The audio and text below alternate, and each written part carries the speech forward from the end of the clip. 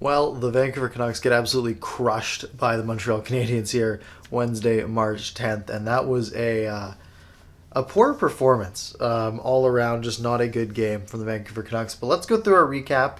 Be sure to stick around. We got our pluses and minuses and game pucks at the end too. To start off, our goaltenders for tonight: Thatcher Demko coming in on a 4-game winning streak for himself, 8-9-1 so far this season with a 9-16. He's been phenomenal all year. He allowed 5 goals tonight, and he was still the best player on the ice for the Canucks. Carey Price, 7-4-4 with a 903 coming into this one. No changes to the lineup since last game. Pettersson's still out for the next week or so at least. So hopefully he'll be able to come back fairly soon. Into the first period, Thatcher Demko had to be strong early in this one. Montreal had 5 really good chances early on. The Canucks were struggling. They were just giving the puck away. Miller had a bad giveaway. Besser had a giveaway. Roussel had a giveaway at center. 5 icings from the Vancouver Canucks in the first 7 minutes of this game. About 7 minutes into the game, though, Kotkaniemi takes a penalty. He gets Hamonic right in the numbers, gets a boarding call, so the Canucks go to the power play, and it was a disgusting power play. Remember that 5-on-3 the other day that we pretended didn't happen? It was just like that.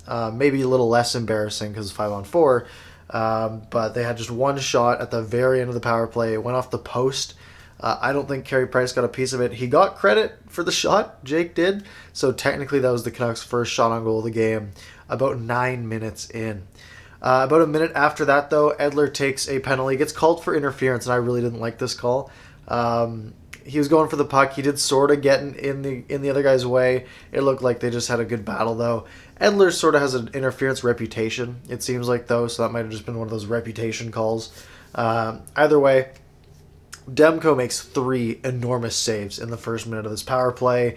And then Brandon Sutter has a decent chance with about 40 seconds to go on the power play, or on the penalty kill. Sutter does get a good chance on the backhand. Ends up being 4 shots for Montreal. Penalty is killed off. 8 minutes to go in the first period. Lions are already in the blender. The Canucks are getting outplayed in every aspect. Gaudette and Besser swap spots, so we see Besser with on the Sutter line, and we see Gaudette come up and play with Miller and Höglander. Stop putting Besser with Sutter. Stop trying to make it a thing. It's not going to be a thing. Just don't do it. And then a minute later, Brandon Sutter heads down the tunnel. Looks like he got hurt. At the end of a shift, he skated off, looked fine, he just walked straight down the tunnel, didn't stop to sit. He did come back to start the second period. We get a bit of a scrap with about 5 minutes to go in the first period. JT Miller and Sherratt. Miller landed a good right. Sherratt sort of had a glancing blow that got a piece of him. I'd say it was like a 60-40 win for Miller. Sherratt hurt his hand during the fight. You could see him going down the tunnel. He was looking at his hand. He slams his helmet into the ground. He did not return. I hate that Miller got in a fight with 5 minutes to go in the first period in a game that your team's getting dominated. You're the number 1 center right now. Brandon Sutter has already left the game, so you're down to 3 centermen, which is Miller, Beagle, now Gaudette's filling in, and Horvat's obviously the other one. So you're going to go take a penalty, and now you're down to 2 centers, right? You're down to Horvat and Beagle being your 2 centermen. And what do you know, 30 seconds later, Tyler Toffoli steals the puck with a little bit of help from Brendan Gallagher down low. He feeds Kotkaniemi over in the slot. He fires it, gets it past Demko, and it is 1-0 for Montreal. Just a minute later, another good chance for Montreal. Jake Evans gets a breakaway, sort of an unlucky bounce for the Canucks. All the Canucks get confused because the puck changes direction. Jake Evans takes on a breakaway, puts the puck wide, so the Canucks keep it at 1-0. Quinn Hughes takes a penalty with about 2 minutes to go in the first period, gets a holding penalty on Deneau, sort of wrapped him up, got in there with the stick, and then wrapped around and grabbed with the other hand. So obvious holding penalty. Jeff Petrie had a chance. He rocketed off the crossbar. Canucks do end up killing this one off with 1 shot. The shots in the first period were 16-4. The scoring chances, according to Natural Stat Trick, 12-1 for Montreal. Expected goals percentage, which is based on shots, shot quality, 89% for Montreal. So basically for every 9 goals or Montreal would score, the Canucks might get 1 in a period like that. So it's 1-0 going to the second period. Canucks are still in it. Demko has kept the minutes, stopping 15 of 16. We go to the second period, and about 2 minutes in, Paul Byron and Corey Perry go in 2-on-1. Perry takes the pass, goes to the backhand, tucks it in past Thatcher Demko. Really nice goal from Corey Perry. It makes it 2-0. Ben had a failed pinch in the offensive zone that sort of started this play. That made the 2-on-1 happen. About 4 minutes into the second period, Jay Beagle, prime chance, puts it wide of the net. Howerluck takes a high stick from Brett Kulak, so the Canucks go to the power play. And Brock Besser, a minute into this power play, nice little tic-tac-toe. Miller on the right wall feeds it to Hughes, who taps it across to Brock Besser, and just a slap shot, absolute rocket upstairs over the glove to make it 2-1 Montreal. The Canucks are right back in this game. But then about 3 minutes later, JT Miller with a bad giveaway in his own zone needs to just get the puck out. I think Michaelis had just broken his stick, so it's just like, hey, just get the puck down the ice, let your guy get a new stick, ice it if you have to, but he tries to do too much, he gives the puck away, he's forced to take a penalty to stop a chance, so the Canucks go to the penalty kill. Now this is a good penalty kill, no shots on this one for Montreal, so they kill that one off. About 10 minutes to go in the second period, Nate Schmidt had a shot that got stopped, and Mark Michaelis had a chance to jam home his first NHL goal to tie the game, but couldn't do it. So we play on. 8 minutes to go in the second period. Shea Weber gets a pass from the far corner, sort of a battle in the corner. Puck comes up to Weber, and Demko just immediately turns, slides, makes the save. Really, really great save. 7 minutes to go in the period. Jeff Petrie has a wraparound attempt that Demko stops. So Demko is just standing on his head here in the second period. Mark Michaelis takes a hooking penalty. He got his stick sort of caught in Deneau's arm. He was sort of doing like the loose hand, like he's like, I'm not actually hooking him, like I'm just trying to get my stick back.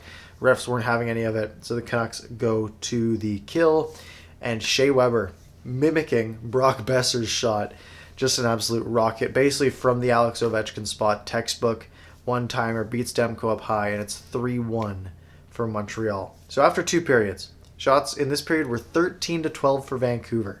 Very even period, but Montreal scores twice, Canucks score once.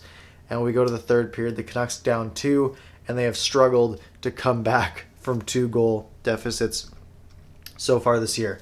In the third period, Phil Deneau gets a breakaway, looking for his first goal of the season in a big slump.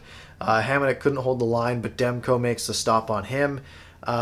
Petrie goes down the left wing with about 13 and a half minutes to go in the third period and just rips it past Demko, high glove, to make it 4-1 Montreal, and this game's pretty much over. Canucks get a power play with about 12 and a half to go, and on this power play, Tyler Toffoli gets a breakaway out of nowhere. Besser just loses control of the puck, tries a quick shot, Demko sort of stacks the pads, a little bit of a slide to his left, gets the pad on it. One good chance for the Canucks on this power play. Brock Besser had a bit of an open net, a really great passing play on this one. JT Miller gets it across to Besser. He hits the post, so that one gets killed off. 9 minutes to go, 2-minute penalty on the Canucks. Hughes jumped on the ice with 2 defensemen already on. Doesn't really matter. That gets killed off. And then Phil Deneau gets his first goal of the season. Rebound sort of came up from the corner. Deneau just smacks it in, bangs it home, makes it 5-1. And then with 20 seconds left, it looked like Jake got hurt in a mix-up with Corey Perry. Hopefully we'll get an update on that. That'll be interesting to see. Shots in the third period, 17-7 for Montreal, making the total on the game 45-24, almost doubling the Canucks shots tonight. Well, let's get into the pluses and minuses. If you're new here, the pluses and minuses are my thoughts on the game, the good things, the bad things for the Canucks, and then we'll give it our game pucks after that. On the plus side, the second period was good. And by good, I mean they were even with Montreal. Obviously, Montreal scored 2 goals. The Canucks scored 1 in that second period. But shots were 13-12 for Vancouver. According to Natural Stat Trick, the scoring chance, or the expected goals in that period were about 50-50. So really could have gone either way. Montreal did get the bounce and got the extra goal, though. So second period was good. First and third were atrocious. Thatcher Demko allowed 5 goals on 45 shots, and he was actually really good. I think he did all he could. He made a lot of really good saves tonight in this game. Not often you can say that about a goalie who allowed 5 goals. And then the other big plus is the Canucks don't play until Saturday. They get a 2-day break. They play the Oilers on Saturday night, Hockey Night in Canada. Minuses, we got a few more of these. The first one is they just got dominated. The Canucks just got outplayed in every aspect of the game. They got outplayed offensively. They got outplayed puck control-wise. They got slightly out-goaltended, but again, Carey Price's shots against were nowhere near as difficult to deal with. Yeah, just dominated by every level. JT Miller's temper. He was angry tonight, and he made it known. There's a screen grab from that fight that he had with Sherratt, and he's squaring up with Sherratt, and he's just stewing. He is so mad inside. And there was a couple plays where he took that penalty and he smashes his stick. The Canucks allow a goal, and he smashes his stick on the post. There was one other one where he took a one-timer that got stopped by Price, and he just goes just slams his stick into his legs. He's just angry. Another JT Miller minus. He lost his stick in the second period. Jordy Ben lost his stick, and JT Miller gave Jordy Ben his stick, and then Miller just stood around. Montreal is applying pressure in the Canucks zone. It's 5-on-5, but it looks like they're on the power play. And JT Miller is just sort of standing around. Now, he did make one really good shot block during this time, right towards the end. But for the first 20 seconds of not having a stick, he's just sort of floating. He's not really pressuring. He's literally having zero impact on the ice. Why not just go get a stick? You're making it 5-on-4 anyways by standing around. Just go grab a stick. Just go grab one, come back, and then you're good. Obviously, it's the farther change being the second period, but still. You're already doing nothing. You might as well, right? The Canucks passing wasn't working. Almost every pass looked like it was hitting someone, bouncing off of sticks. Just puck control as a whole was just atrocious. The Canucks just couldn't get out of their own zone. And this sort of is what February felt like, where they just couldn't get out of their own zone, couldn't get things to work. This game really just felt like February, where the Canucks won 2 games out of 15 in the whole month. The game just wasn't, things just weren't working as a whole tonight. And the last minus, why is this game so late? Look, I get it. If you're on the East Coast, this game started at 11 p.m. That's way too late. But look, I've built my internal clock around 7 o'clock games, right? I can't do 8. I'm actually so tired. It's not even 11 o'clock, but I was up at 6. I'm not built for this. I just put the game at 7 o'clock. What are you doing? Put the game at 4 o'clock. I'd much rather that. Either way, game pucks for this one, for the Vancouver Canucks, it's Thatcher Demko. And it's not that Demko was great. He was good, but he was the best player on the Canucks. No one else showed up. Besser had a nice goal, but I don't think he was excellent tonight. No one showed up. Thatcher Demko was really good, considering how many high-danger scoring chances he had to face. And for Montreal, I'm going to go with Jeff Petrie. He was a force tonight. He was constantly noticeable. He had the one goal. He had another wraparound attempt that was a really strong chance. He had one shot go off the crossbar. Petrie's a damn good player, and I think he deserves those honors tonight. So the Canucks' next game is on Saturday night at 7 p.m. against Edmonton, and then they play against the Ottawa Senators. So maybe a chance to get a couple wins or a chance to get some people fired based on what Ottawa's been doing the last couple of weeks. The sickos, as they are known. Anyways, that's all I've got. Make sure you subscribe if you're new here. We're at 960 something, so we're really closing on that 1,000. So we're hoping to get there soon. Leave a like on the video.